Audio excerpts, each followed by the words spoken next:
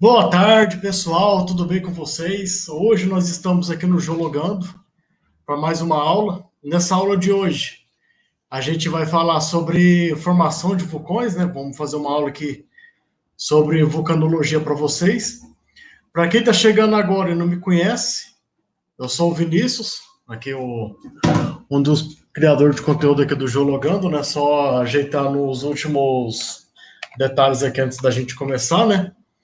Quem for entrando aí, vai falando de onde que é, vai se apresentando, né? Vai falando se tá tudo bem por aí, porque aqui no Rio de Janeiro tá chovendo. Então a gente tá tendo uma chuvinha até que gostosa. Eu vou apresentando a aula na medida que as dúvidas de vocês foram surgindo. Vocês podem ir comentando aí no chat, né? Dizendo quais são as dúvidas que vocês estão tendo em relação à aula apresentada, né? Ou para quem for assistir a reprise, pode postar a dúvida nos comentários, né? Que a gente vai ler depois. E bom, para quem foi entrando, né? Vamos começar a aula agora, finalmente. A aula aqui é sobre formação de vulcões, né? Eu vou abrir a aula aqui para vocês. É, ao vivo, quem sabe faz ao vivo, né? Como dizem. Então, começando aqui, né? Vamos falar hoje sobre formação de vulcões. Quando a gente fala em formação de vulcões, né? Inicialmente, como que a gente pode pensar? A gente pode pensar num processo que vai ocorrer na no manto, né, ou na astenosfera. Então, inicialmente, nós podemos pensar em algum fenômeno que vai ocorrer fusão parcial do manto. Então, o manto ele vai ser parcialmente fundido, vai gerar um magma, né? E esse magma, em algum determinado momento da sua evolução, ele vai tender a subir em direção à superfície terrestre, né? Então ele vai ele vai buscar uma zona de menor pressão, e aí nisso, que acontece? Ele vai se instalar na base da litosfera, aqui, né, na base da litosfera, e aqui esse magma ele vai começar a penetrar a litosfera, né, finalmente. Então esse processo de penetrar a litosfera, ele vai fraturando a litosfera como um todo, e esse magma vai subindo, ele vai ascendendo em direções às porções mais rasas da crosta. Então, esse processo de fraturar a crosta e nesse processo de subida, então nós vamos ter fusão parcial da crosta, né? Vamos ter assimilação dessas rochas da crosta que vai contaminar esse magma. Então, o que vai acontecendo aqui é que futuramente nós vamos ter a formação de uma câmara magmática, e essa câmara magmática ela vai servir como reservatório para o nosso vulcanismo, né? Então, na medida que esse magma vai subindo em direção à superfície, em algum determinado momento essa lava vai extravasar na superfície terrestre, e aí, só ver um negocinho aqui, gente. Aí, prontinho, deu um probleminha aqui.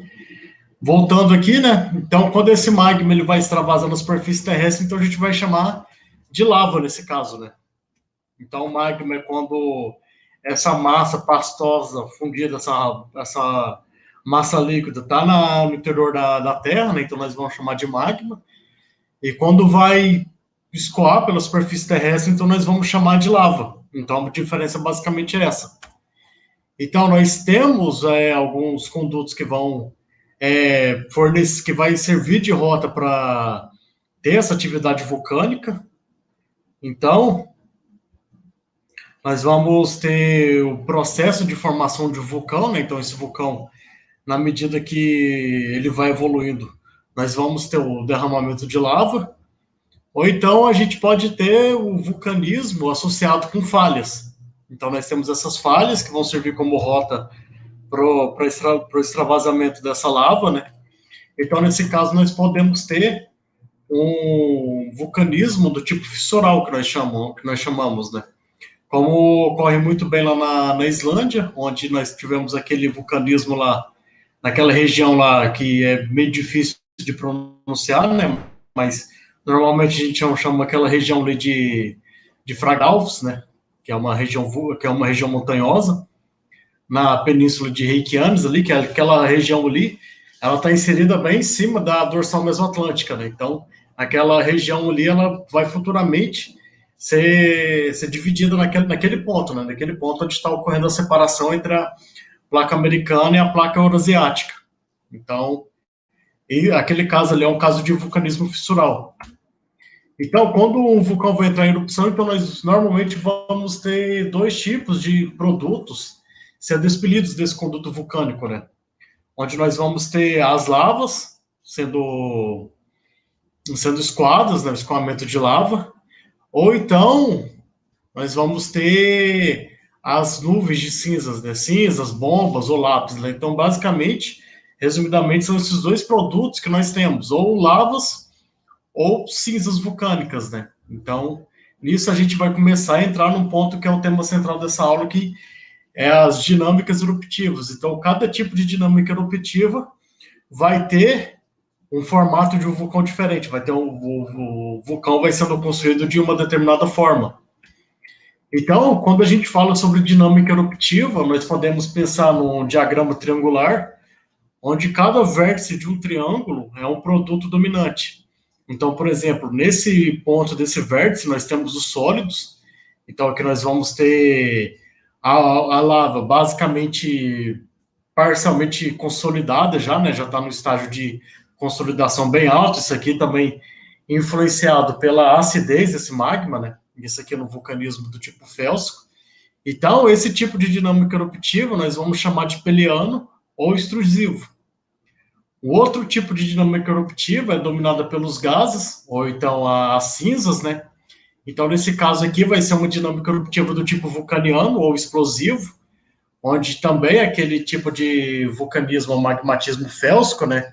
Pela retenção desses gases no magma, na lava, ele vai tender a ser cada vez mais explosivo. E o terceiro tipo de dinâmica eruptiva é dominado pelos líquidos. Então, o que nós temos, um tipo de dinâmica eruptiva do tipo havaiano, ou efusivo. Isso aqui vai ser mais concentrado naquele magmatismo basáltico, né? Então, a viscosidade vai ser menor, a acidez vai ser maior, nós vamos ter cada vez menos um volume de sílica nesse magma, então ele vai se tornar mais fluido. Então, a interação desses três tipos de elementos, né? Nós vamos ter um magmatismo, ou vulcanismo, aliás, né? Uma dinâmica eruptiva do tipo estromboliana, que é mista. Então, nós vamos ter a mistura desses três elementos. Então, esse seria o tipo de dinâmica eruptiva do tipo estromboliana.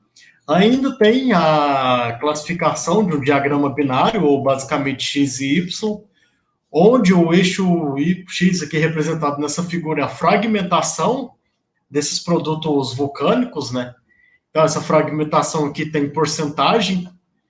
Então, quanto menos fragmentado esse produto, nós vamos ter uma dinâmica eruptiva do tipo havaiana.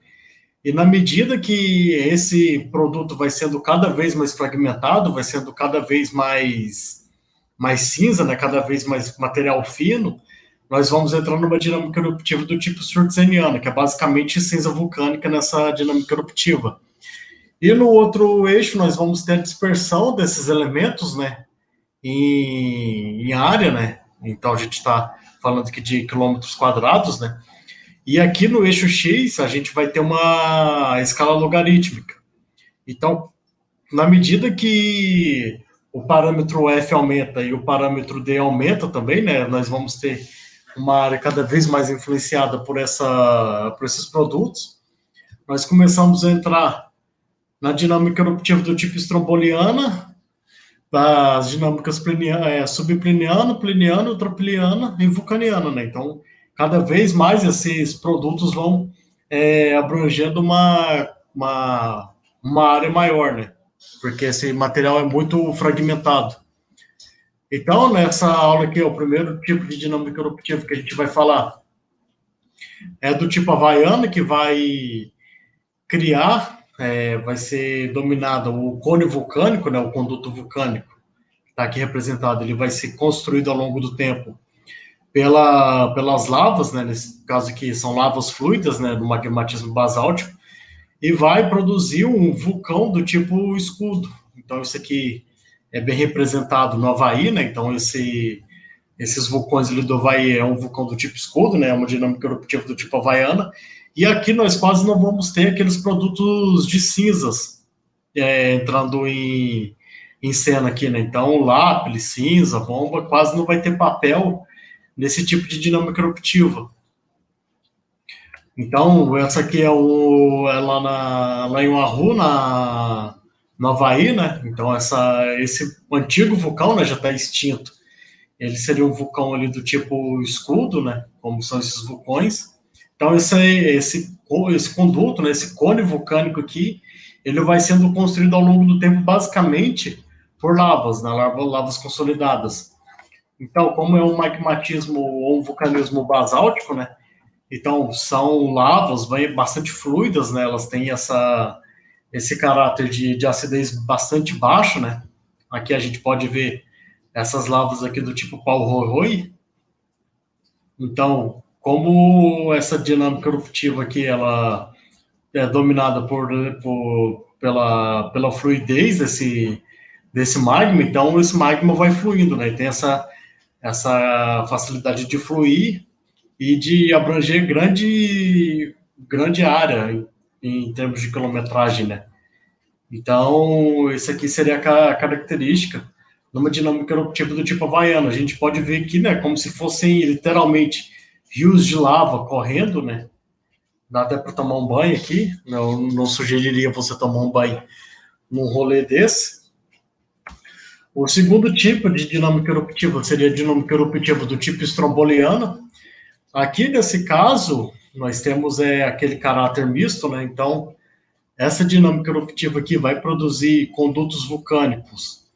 Os cones vulcânicos aqui, eles vão sendo construídos ao longo do tempo pela intercalação de camadas de cinza, né? As camadas piroclásticas, e também por derrames de lava.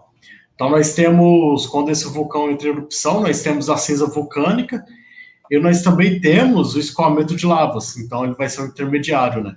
Então, quando a gente pode ver aqui atrás, essa fragmentação desses produtos estão começando a aumentar, e aqui na estromboliana nós vamos tendo uma grande concentração de área se dispersando, né? Esses elementos vulcânicos vão se dispersando para uma quilometragem maior.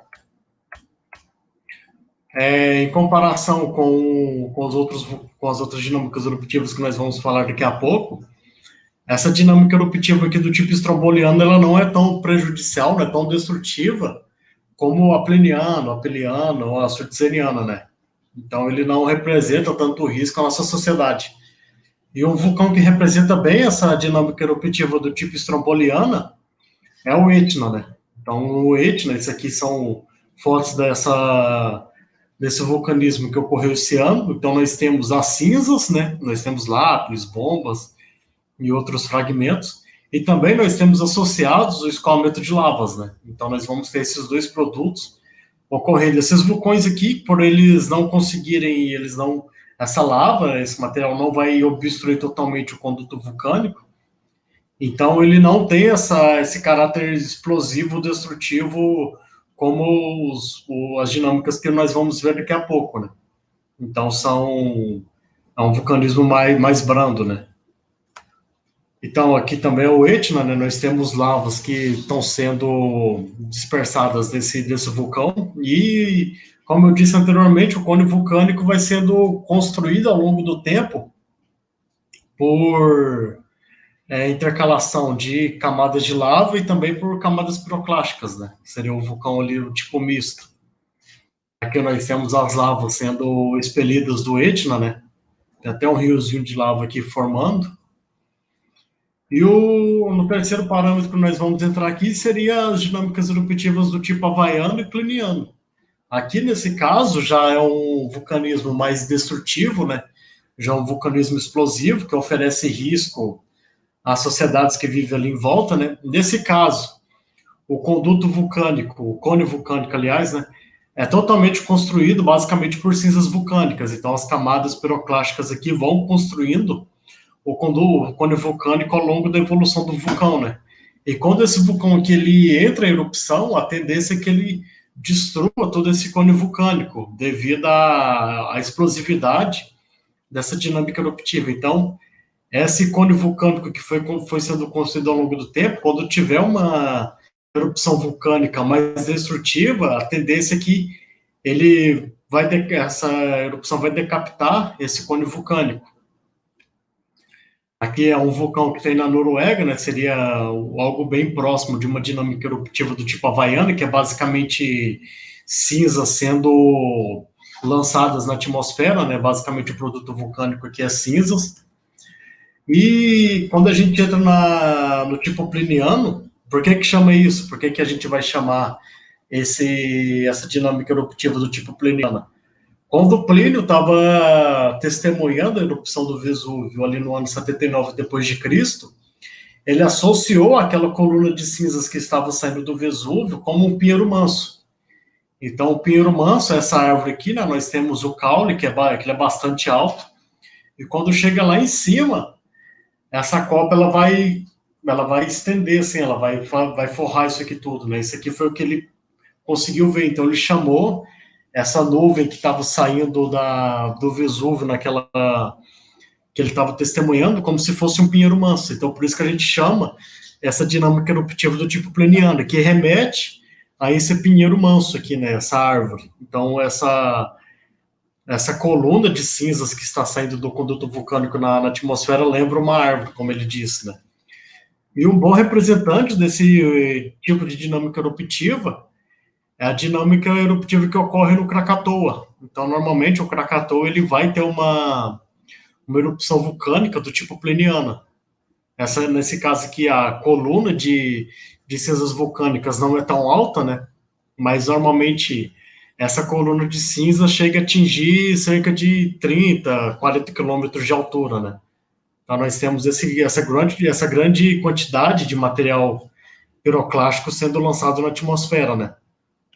Aqui é outra foto do Krakatoa também, né? Nós temos essa coluna de cinzas vulcânicas ascendendo em direção à atmosfera e conforme a atividade vulcânica foi cada vez mais explosiva, essa nuvem vulcânica ela tende a ser cada vez mais alta.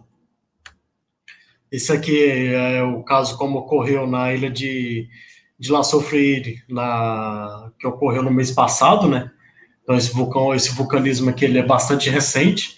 Então, nós temos essa nuvem de cinzas vulcânicas aqui, que ela foi bastante alta. Eu acho que ela atingiu coisa de 7 ou 10 quilômetros, se eu não me engano. Teve essa altura, né?